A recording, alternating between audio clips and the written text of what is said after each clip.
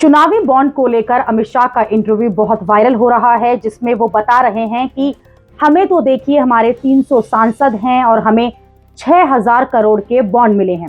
विपक्ष के 242 सांसद हैं और उन्हें हमसे ज्यादा 14,000 करोड़ के बॉन्ड मिले हैं। तो वो बॉन्ड किसने दिए? इंटरव्यू में अमित शाह ने ऐसा गणित पेश किया जिसमें उन्हें प्रति सांसद चंदे का हिसाब पेश कर दिया।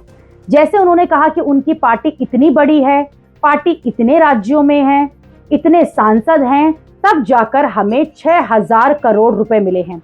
इस हिसाब से अगर विपक्षी पार्टियों के 300 सांसद होते तो टीएमसी को 20,000 करोड़ रुपए का चंदा मिलता, बीआरएस को 40,000 करोड़ का बॉन्ड मिलते, कांग्रेस को 9,000 करोड़ के बॉन्ड मिलते। अमित शाह के इस रिप्लाई पर बीजेपी समर्थक तो बेहद खुश होंगे। ये माहौल बनाने में लगे हैं कि वाह, अमित शाह ने क्या जबरदस्त जवाब दिया है।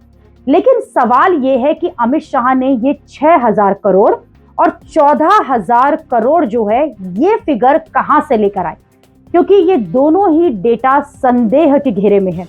एसबीआई के डेटा के मुताबिक मार्च 2018 से जनवरी 2024 के बीच में 16,492 करोड़ के बॉन्ड इन कैश हुए हैं, जिसमें बीजेपी को 8,252 करोड़ के बॉन्ड मिले। यानी जितने बॉन्ड बिके उसकी आधी रकम तो बीजेपी के पास गई।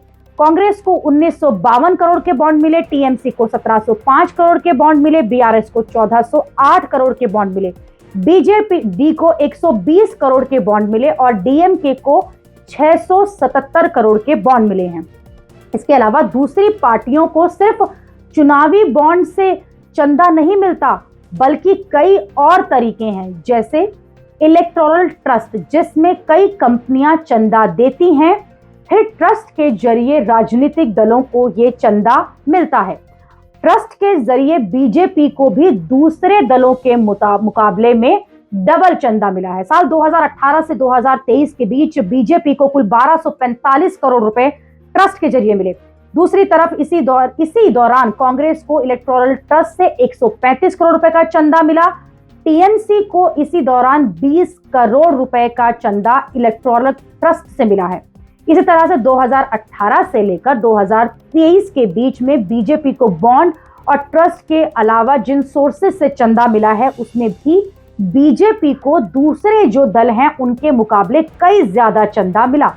जैसे अन्य सोर्स से मिले चंदे में बीजेपी को 3,337 करोड़ का चंदा मिला है, कांग्रेस को 535 करोड़ का चंदा मिला है। यानी कुल मिलाकर बीजेपी को 12,834 करोड़ का चंदा मिला है 2018 से 2023 के बीच। लेकिन बीजेपी ये बात नहीं बता रही है। इंटरव्यू में अमित शाह ने यह भी दावा किया कि काले धन को खत्म करने के लिए चुनावी बॉन्ड लाए गए थे।